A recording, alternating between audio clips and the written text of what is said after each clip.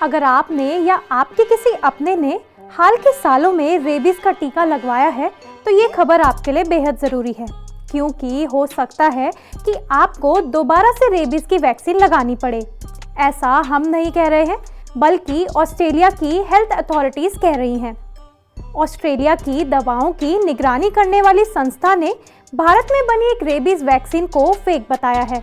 अब ऑस्ट्रेलिया की संस्था ने किस कंपनी की रेबीज वैक्सीन पर सवाल उठाए हैं और क्या आपको रेबीज का इंजेक्शन दोबारा से लगाना पड़ेगा, इन सभी सवालों के जवाब हम आपको इस वीडियो में देंगे। नमस्कार, मैं हूं उमा कोठारी और आप देख रहे हैं खबर उत्तराखंड। दरअसल ऑस्ट्रेलिया की ATAGI यानी Australia technical advisory group on immunisation ने एक चेतावनी जारी की है। जिस रेबीज वैक्सीन के लिए ये चेतावनी जारी की गई है उसका नाम है अभयरब। इसे इंडियन इम्यूनोलॉजिकल लिमिटेड बनाती है। अब क्लेम ये है कि इस वैक्सीन की नकली खेप भारत में धड़ल्ले से बिक रही थी। ऑस्ट्रेलिया की हेल्थ अथॉरिटीज़ का कहना है कि भारत में बनी एंटी रेबीज वैक्सीन अभयरब की कुछ नकली खुराकें बाजार में साल 2023 के अंत से सर्कुलेट हुई थी। ऐसे में हेल्थ अथॉरिटीज़ ने उन लोगों को जिनको इन वैक्सीन की डोज लगी है उन्हें दोबारा टीका लगवाने की सलाह दी गई है।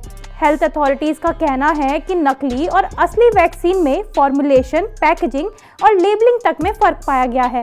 आसान भाषा में समझें तो ये स्कैम इस तरह से किया गया कि जो बैच कोड है वो तो असली था, लेकिन उसके अंदर की वैक्सीन नकली थी।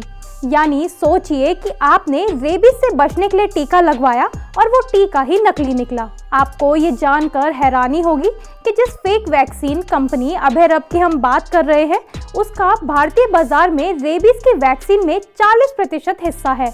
एक और जहां ऑस्ट्रेलिया की संस्था ने ये चेतावनी जारी की है, तो वहीं दूसरी तरफ वैक्सीन बनाने वाली कंपनी ने भी अपनी सफाई पेश की है। कंपनी का कहना है कि ऑस्ट्रेलिया द्वारा दी गई ये चेतावनी भ्रामक है।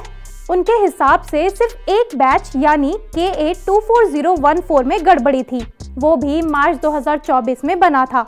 कंपनी के मुताबिक जैसे ही इसकी जानकारी मिली उस बैच को बाजार से हटा दिया गया और भारत के नियामक संस्थानों व कानून लागू करने वाली एजेंसियों को तुरंत सूचित किया गया। हालांकि दोनों पक्षों की सफाई के बाद भी पिक्चर कुछ क्लियर नहीं है। इस सफाई के बाद भी सवाल ये है कि जब अगर नकली बैच 2023 के अंत से बिक रहा था तो जिन्होंने टीका लगवाया उन्हें इस बात की जानकारी क्यों नहीं दी गई। ये बात तब सामने आ रही है जब विदेशी संस्था द्वारा इस पर चेतावनी दी जा रही है। इससे पहले भारत की निगरानी एजेंसियां क्या कर रही थी? पहले से ही हमारे देश में फेक पनीर, फेक दवाइयाँ और खाने आदि में मिलावट के मामले टाइम टू टाइम सामने आते रहे हैं, लेकिन रेबीज जैसी खतरनाक बीमारी की वैक्सीन के साथ खिलवाड़ काफ़ी हैरान कर देने वाला है। बता दें कि रेबीज से घातक और जानलेवा बीमारी पूरी दुनिया में एग्जिस्ट नहीं करती। इस बीमारी का 100% फर्टिलिटी रेट है, यानी एक बार अगर व्यक्ति के अंदर इसके सिम्टम्स दिखाई देने लग जाए तो इसका कोई इलाज नहीं है। सर्वाइवल रेट लगभग 0 है। इसमें बहुत ही दर्दनाक तरीके से इंसान की मौत हो जाती है। बॉडी में सीजर्स आते हैं। अगर व्यक्ति पानी को भी देख ले तो भी डरने और कांपने लग जाता है। इवन व्यक्ति को अपना सलाइवा स्वेलो करने में भी काफ़ी दिक्कत होती है। इसमें व्यक्ति की तड़प तड़प के मौत हो जाती है। रेबीज कोई मामूली बीमारी नहीं है। भारत में हर साल करीब 20,000 से ज़्यादा लोग रेबीज से मरते हैं। टाइम पर सही टीका मिलना जीवन मृत्यु का सवाल है। ऐसे में देश में इसी का टीका नकली मिल रहा था। अब सवाल ये है कि अगर आपने हाल फिलहाल में ये टीका लगवाया है तो क्या आपको दोबारा टीका लगवाने की ज़रूरत है या नहीं। तो इसके लिए सबसे पहले आप ये चेक करें कि आपने कौन सी कंपनी का टीका लगवाया है। अब इसे कैसे चेक करें कि आपने कौन सी कंपनी का वैक्सीन लगाया है? तो इसके लिए आप अपना फार्मेसी का बिल या फिर हॉस्पिटल से कांटेक्ट कर सकते हैं।